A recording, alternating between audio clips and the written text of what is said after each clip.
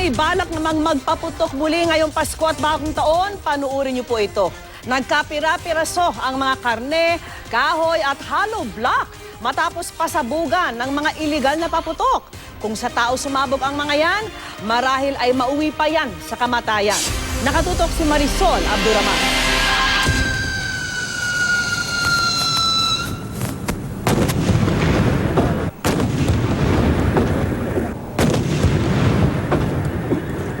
Ganito kalalakas ang mga iligal na paputok na pinasabog ng PNP Firearms and Explosives Office at ng Police Community Relations Group sa grandstand ng Campo Crame kanina. Kada putok, nagtatalsikan at nagkanda-pira-piraso ang mga materyales na ginamit, gaya ng karton, kahoy, yero at hollow blocks. Gaya na lamang ng pasabugin ang paputok na Aldab. Yung Aldab, wala na tayong makitang karne, para naging giniling na siya. So nagkahiwa-hiwalay na yung karne.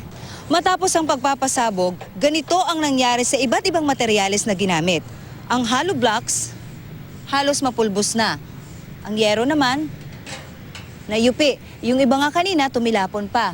At ang mga kahoy na ginamit, lahat nawasak. Kahit nakatago ka sa kahoy, sa yero, hindi ka pa rin safe. Sinubukan din kanina ang bagong paputok na ito na malahiganting 5-star.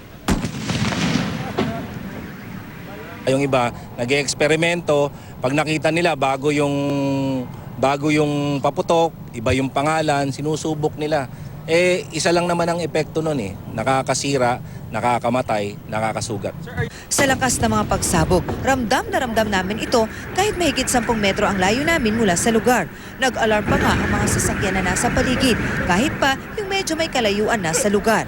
Ang low explosive kasi, para lumakas ang putok, kailangan may balot siyang mahigpit. Kailangan kinokompress siya. Kasi para yung pressure niya, pagka pumutok na siya, Low explosives lamang kung ituring ang mga ito, pero nakamamatay kung malakas ang impact. kasi ang explosion ay meron tinatawag na blast effect, incendiary effect at saka fragmentation. Kaya ang panawagan ng pambansang pulisya sa publiko para makaiwas sa disgrasya, huwag na lamang gumamit ng mga puputok sa pagsalubong sa bagong taong 2017. Marisol Abduraman, Nakatutok, 24 Oras.